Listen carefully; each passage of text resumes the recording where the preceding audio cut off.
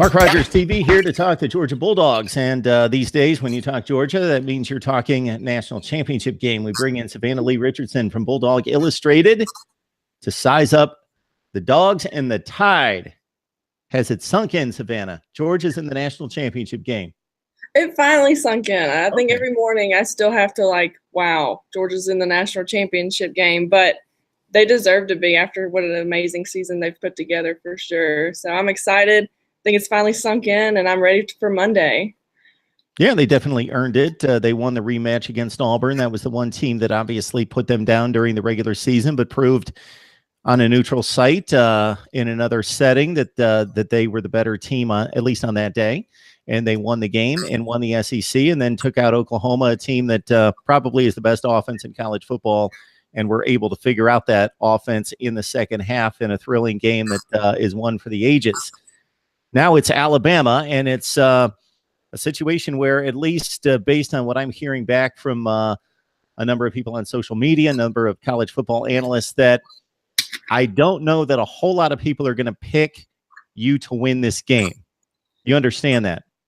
I do understand that, and I don't blame them. I mean, Alabama's been here time and time again and have shown the world that they deserve to be there. And Nick Saban has a plan for every opponent. I feel like in the offseason, he just kind of probably prepares for each team, just in case he might have to play them in the SEC championship game. But I don't know. These two teams are probably some of the most evenly matched teams, and it's probably going to be one of the best national championship games that we've seen in a while. I mentioned that after the Rose Bowl the other night, that if we did get to play Alabama, it would be a very, very tight game, and I firmly believe it. I mean, both have tremendous rush defenses, both have tremendous rush offenses, and so it's going to be a battle of the trenches, and which is always how championships should be won, is in the battle of the trenches. So, Savannah, I guess that there is, despite Alabama's reputation and their penchant for winning big games under Nick Saban, there's certainly hope there because they're not infallible. So this is the same team that lost to Clemson in a championship game last year. 2 years before that, they lost to Ohio State in a semifinal. And, of course, before that, anytime they were in a national championship situation, it was because it went directly from regular season to championship game because there was no playoff. So, and they did win those games, but those were, of course, much different teams. The dynamic we've got working here is that, of course, it's Nick Saban against one of his students or one of his mentees from the past in Kirby Smart, and the figures being thrown around Nick Saban's 11-0 against his former assistants. I don't think that's really a fair or accurate statistic. It's, of course, accurate. It's factual, but it needs to be put in context. Of course, when you have assistants that take on head coaching jobs, they typically take on head coaching jobs. The reason there's a head coaching change is because the team's not very good, because they don't win. That's why the coach got fired. And then guys take over other jobs, and they're not very successful to a certain extent, at least for a period of time, because they're building a program. So I don't know that it's really been a fair fight most of the time. The closest would be earlier this season when Jimbo Fisher took on Nick Saban, and Florida State, despite losing 6 games this year, we know that they've got elite talent. So that was a game that we could say, okay, Nick Saban legitimately beat one of his assistants. Now we've got Kirby Smart with a roster that's comparable to Alabama's, and it will be interesting knowing that both of these coaches know how each other prepares and coaches a team and what they like to do, that I don't think we could match up two coaches that are more similar or at least know as much about the other one. So there aren't a whole lot of secrets here.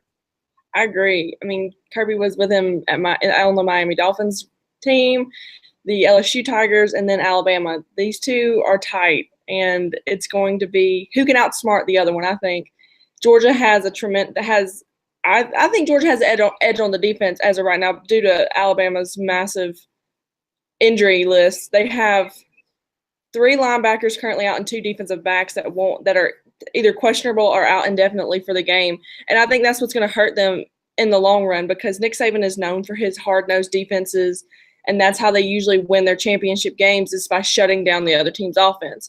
However, I don't know that will be the case. I think Georgia will be able to run against this defense. But I also think that Jake Fromm is going to have to utilize short passing game to avoid 3rd and long and be very successful on first down. Georgia's been highly successful on first down all season long, except for probably the first Auburn game. And so if Georgia can do that, I think that's how Kirby Smart will outsmart Nick Saban is by being able to avoid 3rd and short, keeping his offense successful on first downs and just using his 3-headed monster that he already has. So, well, Savannah, I think by definition, it's impossible for Kirby Smart not to outsmart Nick Saban. True. I think he's always going to outsmart Nick Saban because he's Kirby Smart.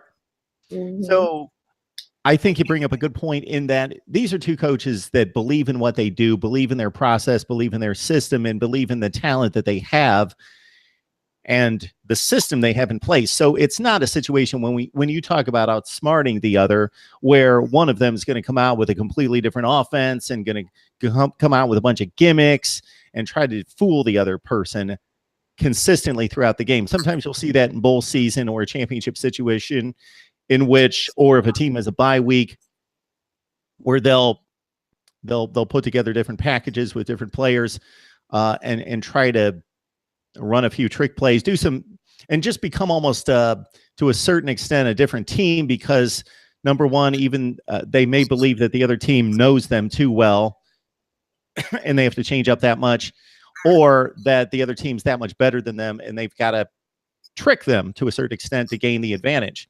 In this situation, both of these coaches believe in what they do and they're not going to change their philosophy.